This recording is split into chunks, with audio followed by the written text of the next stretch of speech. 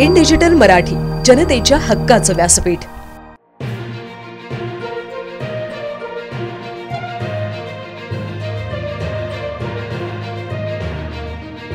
तीन दिवसांपूर्वी उल्हासनगरच्या कालीमाता मंदिरात सुरक्षारक्षक म्हणून नोकरीस लागलेल्या एका भामट्याने आपल्या साथीदाराच्या मदतीने मंदिरातील देवीच्या अंगावरील 12 तोळे दागिन्यांची चोरी केल्याची घटना आज पहाटेच्या सुमारास घडली। या प्रकरणी विठ्ठलवाडी पोलीस ठाण्यात गुन्हा दाखल करण्यात आला आहे। मिळालेल्या माहितीनुसार उल्हासनगर कॅम्प नंबर 5 येथील कुर्ला कॅम्प परिसरात प्रसिद्ध कालीमाता मंदिर आहे।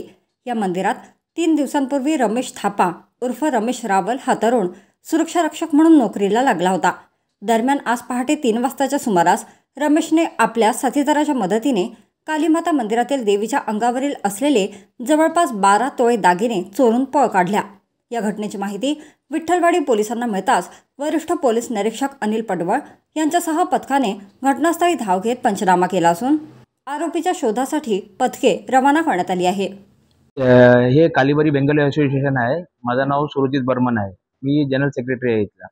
इथे काल रात्री 3च्या दरम्यान 2:30 ते 3च्या दरम्यान इथे आमचे इथे जो वॉचमॅन होता रमेश बहादूर म्हणून थापा म्हणून त्याचं नाव होता। ऍक्च्युली ते चुकीचं नाव आहे त्याचं। ते इथे 4 दिवसापासून कामाला होता आणि त्यांनीच इथे आमच्या इथे त्याच्याबरोबर अजून 2 माणसं येऊन आतमध्ये येऊन मंदिरात घुसून सर्व त्यांनी कुलूप वगैरे फोडलेत, दरवाजा फोडलेत, सर्व हे करून त्यांनी जे आमची जे आई आहे कालीमाता हे फार प्रसिद्ध मंदिर आहे। म्हणजे 65-70 वर्षापासून हे मंदिर स्थापित आहे। इथे त्या देवीला जे नेसले आलेले जे सोने होते टोटल सोने दागिने वगैरे ते चोरून घेतलेले आहे। कबड फोडलेत आणि बऱ्याच काय गोष्टी गेल्या। आम्ही तपास घेतो काय काय गेलेलं आहे। दागिने जवळपास असं बघायला गेले आम्हाला असा अंदाज आहे म्हणजे 5 ते 6 लाख रुपयाचे दागिने असावा, कारण हे दररोज घालून ठेवायचे। तर अंदाज आहे आमचा, आम्हाला असं वाटते 5-6 लाख रुपयाचे दागिने असावा। आणि बाकीचे पण बरेच मुद्देमाल आहेत ते अजून आम्ही त्याचे तपास घेतोय।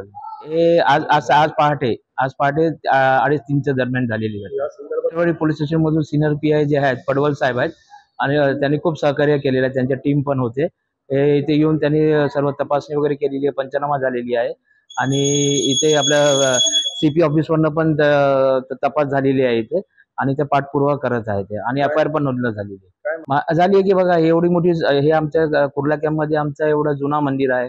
आमचा सर्व लोकांची इथे आस्था आहे त्या मंदिरापासून। तर आम्हाला हेच आहे की ज्या माणसाने असं जे भ्रूण कृत्य केलेली आहे त्याला लवकर त्या पोलिसांनी ताब्यात घ्यावं।